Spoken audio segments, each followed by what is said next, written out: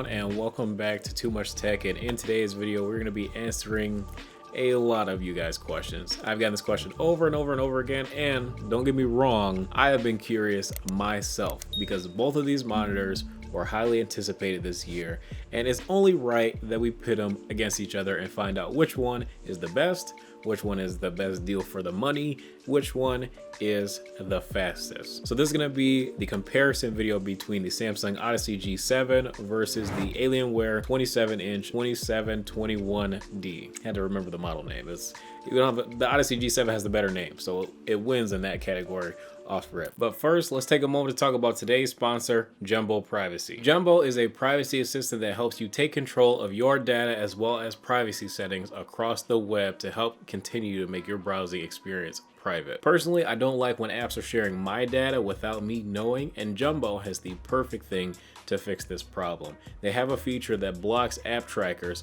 from following your online activity and showing you all those targeted ads that you see online. So I can definitely say that my online browsing experience has been significantly improved by using Jumbo Privacy. And that's not the only feature that it has. It also has features that actually show you additional privacy settings from a lot of major apps that you may not have been aware of. I know I definitely wasn't. Jumbo also offers data breach alerts that if your information is found on the dark web, you are aware of it and can go ahead and take care of that issue. And they even offer up to $1 million in coverage if your identity does get stolen. It runs in the background and scans your device for any new threats and gives you the peace of mind to browse comfortably online. This app was even featured by Apple as App of the Day, and it is available on both the App Store as well as the Google Play Store. You do have a free 7-day trial with the link in the description below to go ahead and try Jumbo for yourself. And if you like the service and want to unlock more features after the 7-day free trial, you can choose how much you want to pay for the Pro membership. If you're serious about your online privacy and you want to protect your data,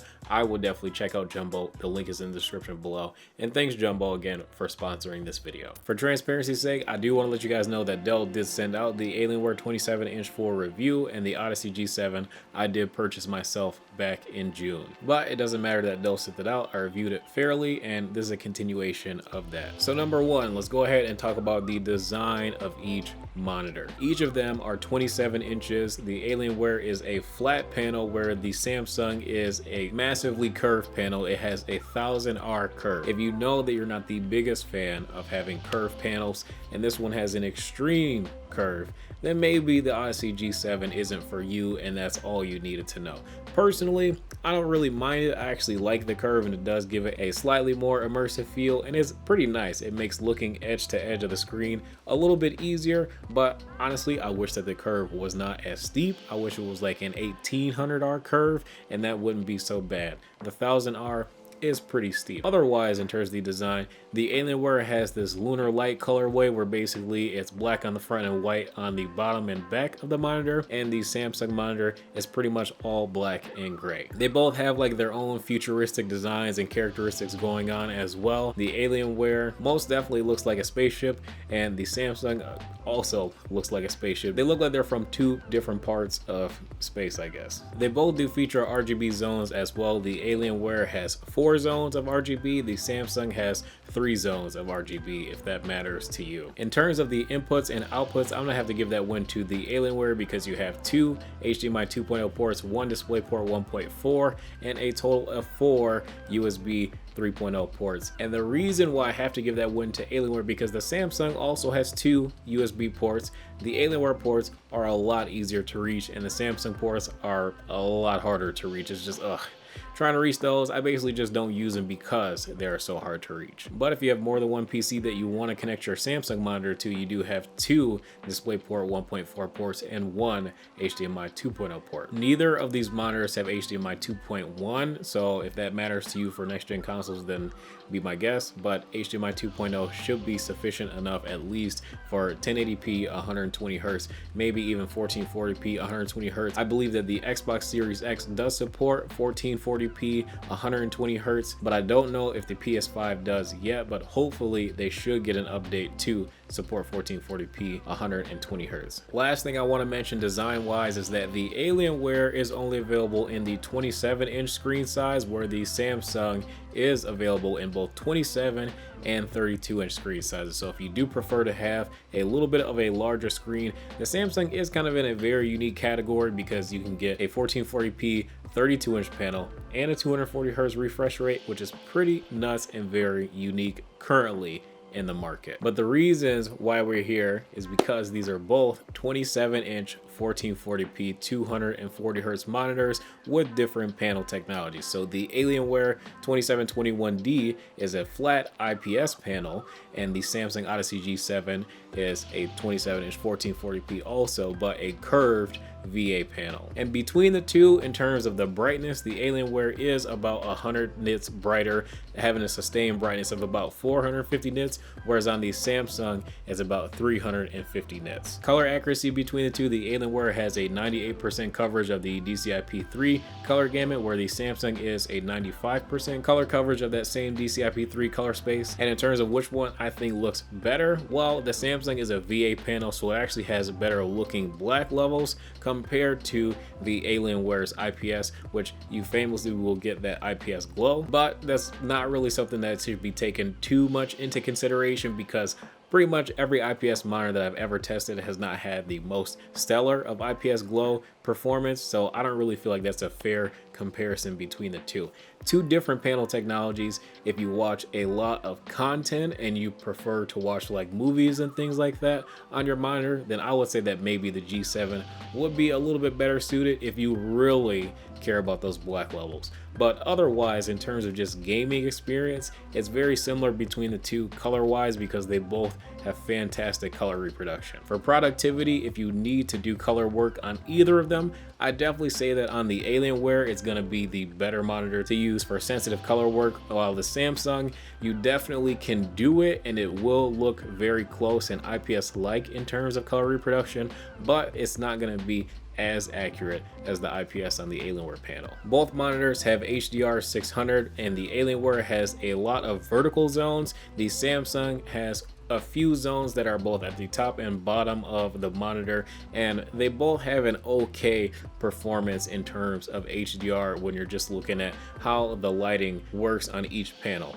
I don't really think the HDR experience on either of them is really stellar, so I wouldn't really use that as a heavy base in terms of making your purchasing decision. But I think once we get into these next couple topics, you're really gonna see which one is a little bit more of the clear winner in this case. The Samsung Odyssey G7 comes with NVIDIA G-Sync compatibility. In other words, it comes with FreeSync, and it's not going to be the fastest G-Sync available, and it doesn't come with a native G-Sync processor, but the Alienware does. It comes with G-Sync Ultimate, and it comes with a real G-Sync processor, and it does make a pretty big difference, more or less, because when you're using G-Sync on the Alienware, you really can't feel the minute amount of input lag that it adds compared to the Odyssey G7. Personally, I don't use G-Sync on the Odyssey G7 because, one, you have to take it off of the fastest response time mode that we'll talk about in just a little bit, but you have to turn that mode off to be able to use G-Sync on the Odyssey G7. So that kind of sucks, but I can never say that I really experienced terrible screen tearing on the Odyssey G7 either. I can count on one hand how many times I've ever experienced screen tearing on the Odyssey G7, and it's next to never. Part of that may have to do with your PC specs and the types of games that you play, but really the necessity for G-Sync is more or less if you're playing a lot of like story games and things like that. That's where G-Sync really comes in handy, where your FPS can be at 100 and then spike up to 140 and then drop back down to 100 or 90 or even less, and you want to retain that smoothness. That's the importance of G-Sync, not when you're playing at the maximum 240 hertz or 200 hertz even. When your FPS is that high, G-Sync becomes a lot less important. On the Alienware 27, having G-Sync, and just in case you get a spike from 240 to 110 and back up to somewhere in between that, you're not gonna have any screen tearing at all, and it's always going to look fantastic. Not to mention that the Alienware is the faster monitor of the two. I'm gonna go over some numbers with you guys for response time testing. I've been doing it the same way for about the past month or so, using my Galaxy Note 20 Ultra and the 960 frames per second method. You guys may have seen on some of my previous videos, I did the exact same thing for both of these monitors, and I'm going to put the numbers on the screen right now so we can take a look at the input lag and response time test between the two. Of course, I hand tested all these, so it's not going to be perfect, and I don't have like a ton of like official gear and whatnot, but I'm using what I have, and I'm trying to give you guys an accurate-ish representation of how it feels to use. On the fast preset, we got a 2.9 millisecond input lag time. Super fast, we dropped that down to about 1 millisecond, and extreme, we dropped that down to probably sub 1 millisecond. It's very hard to see. If you guys want to see a little bit more on that testing, go ahead and check out that review. Link is in the description below. Going down to the Odyssey G7, this one I had to do for the first time. I didn't do it during the review because I didn't have the phone that I used to test the input lag, but let's go ahead and go over these numbers real quick. On the Odyssey G7, on the normal mode without low input lag mode, we had about 6.7 milliseconds of input lag. When we dropped that down to the faster mode with the low input lag mode on, we dropped that down to 6.25 milliseconds. On the fastest mode, we're going to drop that down to 5.7 milliseconds, and on the fastest plus MBR or motion blur reduction mode, we're going to drop that down to about 3.8 milliseconds with, again, that low input lag mode on. So basically, the Alienware, in my experience, has a tangible feel and is more responsive than the Samsung Odyssey G7. Now we're looking at about a difference of between 2 and 3-ish milliseconds, depending on the level that you play at pretty competitively. I would say that that is tangible and something to consider in your decision of buying your next gaming monitor. Now, personally, I do like both of these monitors, but I have to give my hat off to the Alienware for being the faster of the two. And I'm not going to say that I'm surprised too, because fast IPS technology has really caught up this year. Now we're able to have high resolution, faster response times, and have very little motion blur coverage, so I'm not necessarily surprised that the IPS won. And to be frank with you, I also played a little bit better using that Alienware monitor as well, because like I said, that input lag is tangible. Now, even though the Alienware panel is definitely faster, the recommendation I'm going to go with if you're going to use the Alienware panel is going to be to use the super fast mode. Reason being is because if we go ahead and we look at these response time charts, we can definitely see that the extreme mode, even though it does feel like it is sub 1 millisecond response times, it introduces way too much chroning for it to be actually useful in game. So I would definitely drop it down to that super fast mode to achieve a very similar level of performance, but you're going to maintain all of your visual quality as well. Now, speaking of visual quality, this is where the Samsung Odyssey G7 really blows the Alienware out of the water. Even going up to the fastest response time mode, the Samsung maintains pretty much across the entire brightness range most of its clarity. And you get a little bit of coronating on the fastest or the fastest MBR mode, but it's not noticeable in use or in gameplay. So that's one of the advantages with the Samsung. But here's the thing, on the Alienware, like I said, you have a higher sustained peak brightness, so you can really crank this monitor either really high or drop it down very low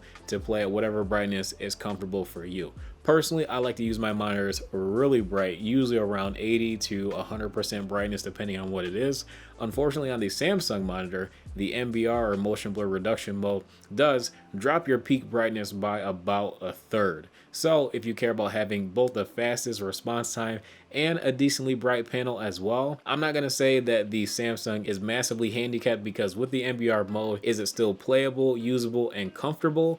Absolutely. But if you prefer to have your panels a little bit brighter and have your eyeballs bleeding just a little bit from it being pretty bright, I would definitely go with the Alienware. The mode that I recommend using on the Samsung is going to be between the fastest mode and the MBR mode. But to get the best gaming experience on the Samsung, you're going to want to turn off that G-Sync compatibility and use the low input lag mode to achieve those numbers that we spoke of before. And like I said, not having FreeSync on is the way that I play personally, and I can't really tell you that it affects my gameplay because I don't really experience screen tearing. But again, the Alienware I did perform better more consistently as well. Lastly, I do want to mention one more thing about each of these monitors before we go ahead and close out this video with my final thoughts. The Samsung monitor comes with a 1-year warranty, and the Alienware monitor comes with a 3-year warranty. So that does give you a little bit more peace of mind when it comes to, you know, beyond a year of ownership. But this is the part where the conversation gets interesting and making the recommendation